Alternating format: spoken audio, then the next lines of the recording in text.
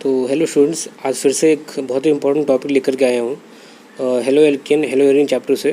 That is your elimination reaction which is also known as beta elimination reaction and it is also called dehydrohalogenation reaction. तो ये जो reaction है ये कई बार अलग अलग नाम से पूछ ली जाती है। या तो एलिमिनेशन रिएक्शन बोला जाता है या कहते हैं बीटा एलिमिनेशन रिएक्शन। तो बीटा का सिंबल सभी को मालूम ऐसा बनता है बीटा एलिमिनेशन रिएक्शन, या फिर कहते हैं डीहाइड्रोहेलोजिनेशन रिएक्शन। ठीक है, तो इस रिएक्शन में होता क्या है? सबसे पहले तो देखो, ऑर्गेनिक केमिस्ट्री में जब भी आप रिएक्शन लिखोगे उससे पहले आपको स्टेटमेंट उसका पता होना चाहिए, चाहे कोई भी नेम रिएक्शन ही क्यों ना हो। तो when alkyl halide react with alcoholic potassium hydroxide then there is elimination of halogen atom from alpha carbon, important point है ये वाला, and hydrogen atom from beta carbon. ठीक है, तो जब कभी भी एल्काइल हैलाइड की रिएक्शन एल्कोहलिक पोटेशियम हाइड्रोक्साइड के साथ में होती है तो रिमूवल होता है। यहाँ पे एलिमिनेशन वर्ड का मतलब है रिमूवल होना, निकल जाना। ठीक है, रिमूवल ऑफ हेलोजन एटम कहाँ से जाता है? अल्फा कार्बन से जाता है। और हाइड्रोजन कहाँ से जाता है? फ्रॉम द बीटा कार्बन, इसका रिमूवल होता है। और इससे होता कैसे, बनता क्या? It leads to formation of alkene. ठीक है, तो मेन बातें, मेन इंपॉर्टेंट पॉइंट यहाँ पर क्या है? एल्काइल हैलाइड की रिएक्शन किससे होगी? देखो मैं उसको अंडरलाइन भी कर दे रहा हूँ। एल्काइल हैलाइड की रिएक्शन आपको करानी है एल्कोहलिक KOH के साथ में, KOH के साथ में रिएक्शन करवानी है। क्या क्या चीज़ें बाहर जाएंगी? एक तो हेलोजन बाहर जाएगा और हाइड्रोजन बाहर जाएगा। ठीक है, हेलोजन कहाँ से बाहर जाएगा? फ्रॉम द अल्फ़ा कार्बन से। और हाइड्रोजन कहाँ से बाहर जाएगा? बीटा कार्बन से। और बनेगा क्या? तो एल्किन बनेगा। तो उस स्टेटमेंट को याद रखो आप। अब आगे बढ़ते हैं और देखते हैं कि ये होता कैसे है। ठीक है, तो सबसे पहले तो जो बुक में आपको एक मैकेनिज्म बताने की कोशिश की है, पहले मैं आपको समझाने की कोशिश करता हूँ। ठीक है, समझाने की कोशिश ही मैं कर सकता हूँ, और कितना आपको समझ में आ रहा है ये डिपेंड आपके ऊपर करता है। तो जैसे कि अभी मैं मान लेता हूँ कि मेरे पास में एक इस तरीके से कंपाउंड है, या आप कह लें कि एल्काइल हैलाइड है मेरे पास में। एल्काइल हैलाइड कह लो, हेलो एल्केन कहना चाहते हो हेलो एल्केन कह लो, जो भी आपकी इच्छा वो कह लो आप। ठीक है, तो उसके बाद में अब यहाँ पर बाकी मैंने तो सब छोड़ रखा है, बस जो अपने काम की चीज़ें हैं उनको मैं बना रहा हूँ। ठीक है, अच्छा एक बात और आपको बता दूँ कि जो KOH है, KOH, ठीक है, इसमें जो OH नेगेटिव है ना, ये अपना न्यूक्लियोफाइल है। OH नेगेटिव कौन है? न्यूक्लियोफाइल। क्योंकि कोई नई बात नहीं है, इससे पहले भी हम लोग काफ़ी बार OH नेगेटिव को न्यूक्लियोफाइल ले चुके हैं। स्टूडेंट, यहाँ पर ये जो बॉन्ड है ना, कार्बन के बीच में हेलोजन के बीच में, ये पोलर बॉन्ड होता है, दिस इज़ पोलर। और इसका कारण है कि इलेक्ट्रोनेगेटिविटी में डिफरेंस होता है। तो जब ये दोनों इलेक्ट्रॉन, ये वाला इलेक्ट्रॉन, जो इलेक्ट्रॉन कार्बन का है, एक में थोड़ा सा मैं कलर यूज़ कर लूँ ताकि आप समझ पाएँ। ये वाला इलेक्ट्रॉन जो कार्बन का है और जो वाइट वाला इलेक्ट्रॉन जो कि हेलोजन का है, जब ये दोनों ही इसको मिल जाते हैं हेलोजन को, तो यहाँ से जो हेलोजन है, आप बताओ किस फॉर्म में जाएगा? तो हेलोजन जाएगा यहाँ से किस फॉर्म में? X- के फॉर्म में चला जाएगा। ठीक है, ज़रा समझने की कोशिश करो। और जिसकी वजह से इस वाले कार्बन पर चार्ज कौन सा आएगा? प्लस का चार्ज आ जाएगा। लेकिन प्लस का चार्ज जो इस कार्बन पे आया है, अब होगा क्या? ये वाला जो बॉन्ड है, इसमें ये इलेक्ट्रॉन किसका? हाइड्रोजन का है। ये किसका इलेक्ट्रॉन है? कार्बन का। ये पूरा का पूरा बॉन्ड यहाँ पर आ जाएगा, मतलब यहाँ पर डबल बॉन्ड का फॉर्मेशन हो जाएगा। और यहाँ से जो हाइड्रोजन है ना, वो चला जाएगा, क्योंकि ये वाला जो इलेक्ट्रॉन है, ये ऊपर जो मैं गोला कर रहा हूँ, ये इस वाले कार्बन को आकर के मिल जाएगा और यहाँ पे इसका प्लस का चार्ज ख़त्म हो जाएगा। ठीक है, थोड़ा समझने की कोशिश करो आप। और यहाँ पे जो H है वो जाएगा किस फॉर्म में? H+ के फॉर्म में। और इस वाले H+ को क्या मिल जाएगा? OH negative. ध्यान दो ज़रा। और ये जो OH नेगेटिव है और H है, ये मिलके बना लेंगे वाटर का मॉलिक्यूल। समझ गए? उसके बाद में ये जो K था, इस पे चार्ज प्लस का था ना, K+, और ये रहा अपना Cl नेगेटिव, ये बनाएगा KCl। समझ गए? ये शॉर्ट एक इन्फॉर्मेशन थी। अब सीधे हम क्वेश्चन पे चलेंगे, क्योंकि कई बच्चे इसमें सोचते हैं कि KCl बनेगा, मतलब या सोचते हैं कि HCl बन जाएगा, अलग चीज़ें हैं। तो यहाँ पे HCl नहीं बनता है भाई। एक चीज़ और, दोबारा से हम अपने रिएक्शन पर ही आ जाएं, और फिर से ये देखो हाइड्रोजन, और डायग्राम बहुत ही नीट होना चाहिए, और ताकि आपको समझ में भी आए थोड़ा सा। टाइम टेकिंग तो रहता ही है, ठीक है। और एक 1 मिनट, इसमें मैं I forget to put halogen atom, कोई बात नहीं, अभी लगा देते हैं इसको। तो जब हेलोजन एटम यहाँ पर लगाओगे, तो गड़बड़ हो रहा है यहाँ पे, चलो। तो ये रहा आपका हाइड्रोजन एटम और ये रहा अपना हेलोजन एटम, ठीक है। तो अपने सामने एक एल्काइल हैलाइड है और कैसा है, प्राइमरी है। उसके अलावा ये कार्बन है, इसके हाइब्रिडाइजेशन sp3, ये सारी बातें आपको पता होनी चाहिए। अब स्टूडेंट यहाँ पर देखो कौन सा वाला कार्बन, 1 मिनट, जिस कार्बन से हेलोजन लगा हो इस कार्बन को कहते हैं अल्फ़ा कार्बन, और अल्फ़ा कार्बन के पड़ोस वाला कार्बन, मतलब ये वाला कार्बन, ये होता है अपना बीटा कार्बन। इस रिएक्शन में होना क्या क्या है समझ लो। एल्कोहलिक पोटाश है अपने पास में, KOH है, पोटेशियम हाइड्रोक्साइड KOH है अपने पास में, रिएजेंट जो हम मिला रहे हैं इसमें एल्कोहलिक KOH। होना क्या क्या है कि अल्फ़ा वाले कार्बन से हेलोजन को जाना है और बीटा वाले कार्बन से हाइड्रोजन को जाना है। तो बच्चे ये समझते हैं कि यहाँ पे ये वाला H और Cl मिलके HCl बना लेगा, लेकिन ऐसा नहीं होता भाई साहब। इसमें जैसे मैंने आपको समझाया कि जो Cl है ना, ये जाएगा K के साथ में, और ये जो H है ना, ये मिलेगा किससे, इस वाले OH के साथ में, ध्यान रखना ये, और वाटर का फॉर्मेशन होता है। तो अब जब आगे बढ़ेंगे, जब रिएक्शन जब अपनी ये आगे बढ़ेगी, अब देखते हैं क्या बनेगा प्रोडक्ट में। तो ये H यहाँ से चला गया, एक Cl यहाँ से चला गया स्टूडेंट्स, है ना, और उसके बाद में आप देखोगे बीच में डबल बॉन्ड का फॉर्मेशन हो जाएगा, ये भी चला जाएगा और ये भी चला जाएगा, तो इनके इलेक्ट्रॉन बीच में डबल बॉन्ड बना लेंगे, और ये वाला H, ये वाला H, ये वाला H, ये वाला H, ये सब बने रहेंगे यहाँ पर। तो क्या बनेगा, कंपाउंड जो बनेगा ऐसा बनेगा कुछ। आप आराम से इसको रोक के ज़रा देखिएगा। H, इस पर कोई दिक्कत नहीं, इस वाले H पर कोई दिक्कत नहीं, इस पर कोई दिक्कत नहीं, इस वाले H पर कोई दिक्कत नहीं, इस वाले H पे कोई दिक्कत नहीं। हेलोजन जा चुका है, हाइड्रोजन जा चुका है, सिंगल बॉन्ड पहले से ही था, एक बॉन्ड और आ चुका है यहाँ पर, ठीक है। तो आप बताओ ये क्या बन चुका है, ये बना है आपका ईथीन, ठीक है, दिस इज़ ईथीन। एक सिंपल सा मैंने एल्काइल हैलाइड लिया और एक सिंपल सा एल्कीन बनाया है। हम चाहें तो और भी हाइड्रोकार्बन चेन को इंक्रीज़ कर सकते हैं। क्वेश्चन बहुत तरह के इस पे पूछे जाते हैं टॉपिक के ऊपर, तो बहुत इंपॉर्टेंट टॉपिक है। तो सबसे पहले तो इसका statement, what is beta elimination reaction, when alkyl halide react with alcoholic potassium hydroxide, then halogen atom is removed from alpha carbon and hydrogen atom is removed from beta carbon and which led to formation of alkene। alkene का formation होता है student, ठीक है ना। तो alkene बन चुका है, और साथ साथ में और भी चीज़ें जो क्या क्या बनेंगी भाई, KCl बनेगा, और क्या बनेगा, वाटर। HCl मत लिख देना, इसमें गलत हो जाएगा। ये रिएक्शन होगी स्टूडेंट, ठीक है ना। अब हम आगे बढ़ते हैं और कुछ क्वेश्चन अपने आप करके देखते हैं, और एक और एक्सेप्शन भी है इसमें, उस पर भी ध्यान देंगे। अब स्टूडेंट जैसे कि अगर मैं लेता हूँ 1 मिनट, जैसे कि मैंने यहाँ पर CH3 CH और CH2 थोड़ी सी मैं लेंथ को बढ़ा रहा हूँ कार्बन चेन की, ठीक है ना, और यहाँ लगा दिया मैंने Cl। अब रिएक्शन हम यहाँ पे करवा कर देखते हैं, और अपने पास में रिएजेंट कौन है, फिर से वही एल्कोहलिक पोटाश, एल्कोहलिक KOH है।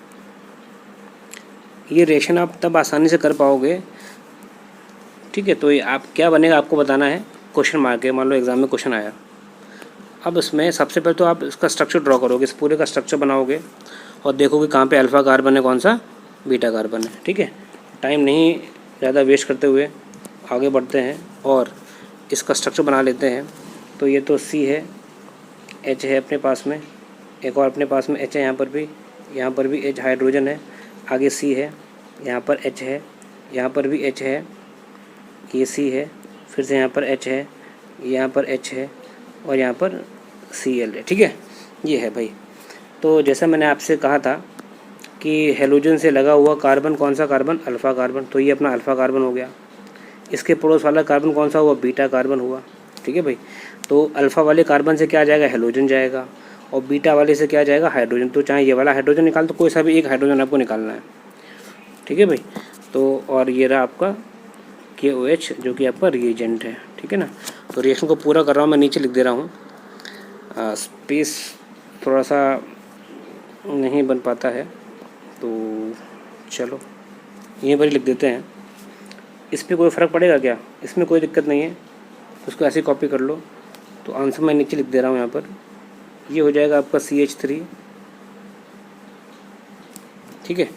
अच्छा, यहाँ पर ये वाला H तो चला जाएगा, केवल क्या बचेगा? C बचेगा और H बचेगा, तो लिख लो CH, ठीक है भाई। अच्छा, ये वाला Cl चला गया और यहाँ पर क्या बचा? C बचा और 2 H बचे, तो यहाँ पर CH2, ठीक है। और बीच में कौन सा बॉन्ड? डबल बॉन्ड, कौन सा? डबल बॉन्ड, ठीक है ना। तो ये बनेगा यहाँ पर। और साथ में और क्या चीज़ें बनेंगी, और आपको पता ही है क्या बनेगा भाई, KCl बनेगा साथ में, और वाटर भी होता है, तो यहाँ लिख दे रहा हूँ वाटर को। हमको जो मेन प्रोडक्ट है उस पर ज़्यादा ध्यान देना है, तो ये बनेगा भाई। क्या बोलेंगे इसको? This is the name of this is propene, the compound is propene. क्या नाम है इसका? प्रोपीन, ठीक है। This the thing. इसके अलावा एक और क्वेश्चन आता है इसी के ऊपर, स्टूडेंट्स ध्यान देंगे उस पर। अब क्वेश्चन में स्टूडेंट देखो अब क्या है, ये NCERT से ही लिया है मैंने। 2 ब्रोमोपेंटेन है और एल्कोहलिक पोटेशियम हाइड्रोक्साइड है। आपको एक बात और बता दें, अगर यहाँ पर एल्कोहलिक पोटेशियम हाइड्रोक्साइड ना होता, अगर केवल सिंपल KOH लिखा होता या एक्वस लिखा होता है KOH, तो यहाँ पर एलिमिनेशन नहीं होता, सब्स्टिट्यूशन रिएक्शन हो जाती, ठीक है, और एल्कोहल का फॉर्मेशन होता है, एल्कीन नहीं बनता। ध्यान रखिए, इंपॉर्टेंट पॉइंट है यहाँ पर। चलो, अब 2 ब्रोमोपेंटेन है ना, पहले इसका स्ट्रक्चर बनाएंगे। तो पेंटेन मतलब कितने कार्बन? तो चलिए 1 2 3 4 और 5, ये तो 5 हुए कार्बन। अच्छा, 2 ब्रोमो है और सेकेंड नंबर पे क्या आना है? सेकेंड नंबर पे भाई साहब आना है Br। सेकेंड नंबर पे आना है क्या? ब्रोमीन आना है ना, ठीक है। सेकेंड पे आ जाएगा ब्रोमीन, कोई दिक्कत नहीं है।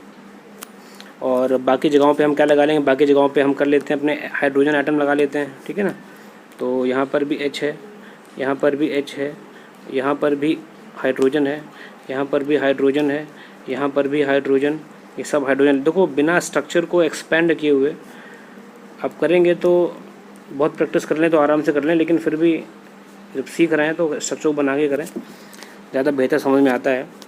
अब यहाँ पर हम देखते हैं कि अल्फ़ा कौन सा, बीटा कौन सा, उसको पहचानते हैं।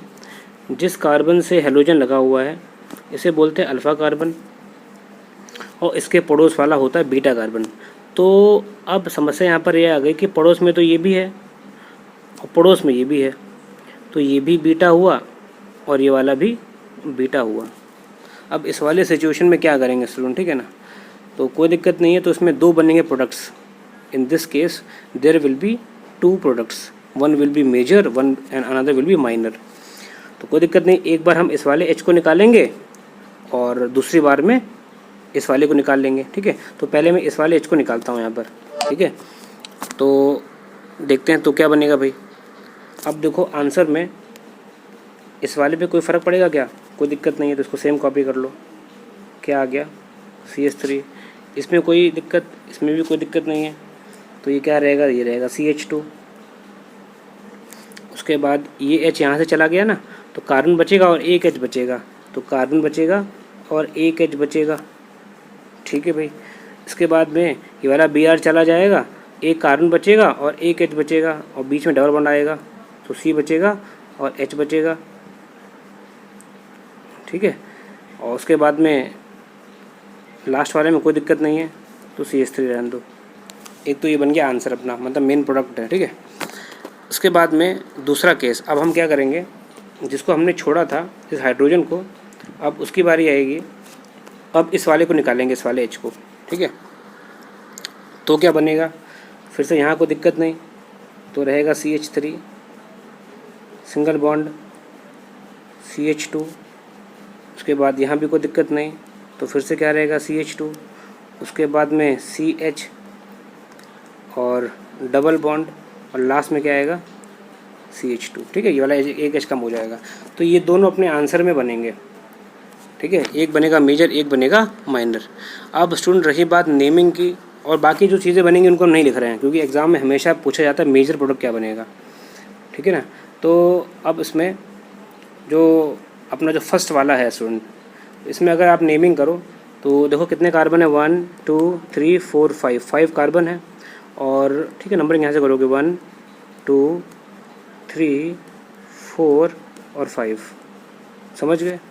5 कार्बन है तो इसका क्या नाम हुआ, इसका नाम हुआ PENT, pent dash, double bond second number पे आ रहा है ना, तो 2 डैश इन, समझ गए।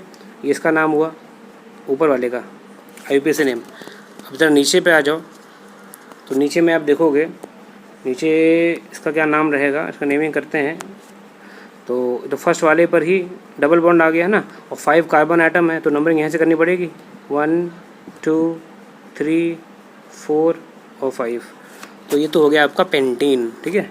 चाहे पेंट 1 इन कर दो, PENT pent dash 1 dash ene, और चाहे पेंटीन एक दो, एक ही बात है। तो एल्किन बना, ये भी एल्किन बनेगा और ये भी एल्किन बनेगा। 2 तरह के प्रोडक्ट हो सकते हैं, लेकिन अब दिक्कत ये आती है कि इनमें से मेजर कौन सा है, कौन सा वाला मेजर है। तो जैसे बुक में आप देखोगे, बुक में ये लिखा हुआ है कितना, ये लिखा हुआ है 19%, ठीक है। और ये जो है ये लिखा हुआ है कितना, 81%, मतलब ये वाला जो 81% है ये ज़्यादा बनेगा। तो ऐसा क्यों है भाई, तो पेंट 2 इन मेजर क्यों होगा, ये क्वेश्चन है कि why pent 2 ene major, why pent dash 2 dash ene है, ठीक है बेटा, ए नहीं है, this is ene, okay, I am also correcting it, this is ene, okay, EN not en. Why pent 2 ene is major, ये major क्यों है भाई, ये सवाल है अपना, ओके, दिस इज क्वेश्चन।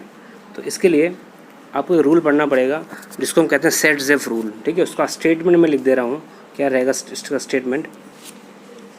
तो सेट-ज़ेफ रूल का स्टेटमेंट ये देखो लिखा है मैंने यहाँ पर, अकॉर्डिंग टू दिस रूल, एक minute, the major product will be that alkene which has greater number of alkyl group attach to double bonded carbon atom. Double bonded carbon atom के पास में जिसमें सबसे ज़्यादा ग्रुप्स होंगे, एल्काइल ग्रुप्स, वो alkene अपना मेजर होगा।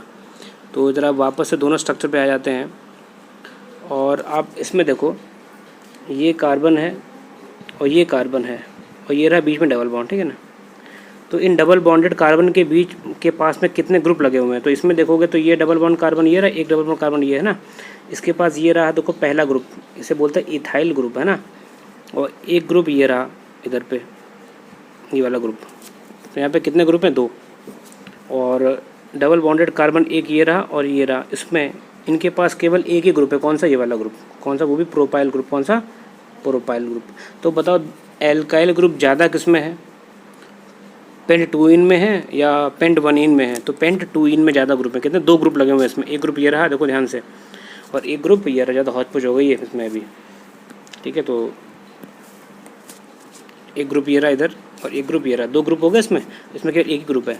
तो सेट-ज़ेफ रूल ये कहता है कि वो वाला एल्किन मेजर होगा, वो ज़्यादा परसेंटेज में बनेगा जिसमें डबल बॉन्डेड कार्बन के पास में ज़्यादा एल्काइल ग्रुप्स होंगे, और इसलिए पेंट 2 इन मेजर है, ठीक है ना। तो इसका आंसर आपको मिल गया, ठीक है। तो आंसर में आप क्या लिख दोगे, because pent 2 ene has, answer में क्या हो जाएगा, बिकॉज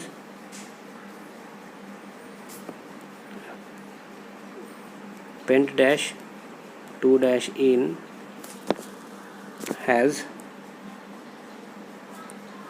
2 alkyl groups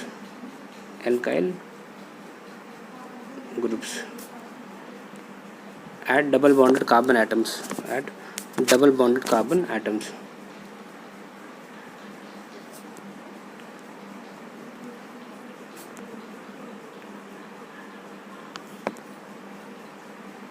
तो समझ गए कि what is elimination reaction. In elimination reaction alkyl halide will react with alcoholic potassium hydroxide, alkene बनता है, ठीक है। और एल्कीन में मेजर माइनर पहचानना हो तो सेट-ज़ेफ रूल ध्यान रखो, और सेट-ज़ेफ रूल ये कहता है कि जिसके पास में डबल बॉन्डेड कार्बन के पास में ज़्यादा एल्काइल ग्रुप्स होंगे वो अपना मेजर होगा स्टूडेंट, ठीक है। Thanks for watching Ajay tutorial.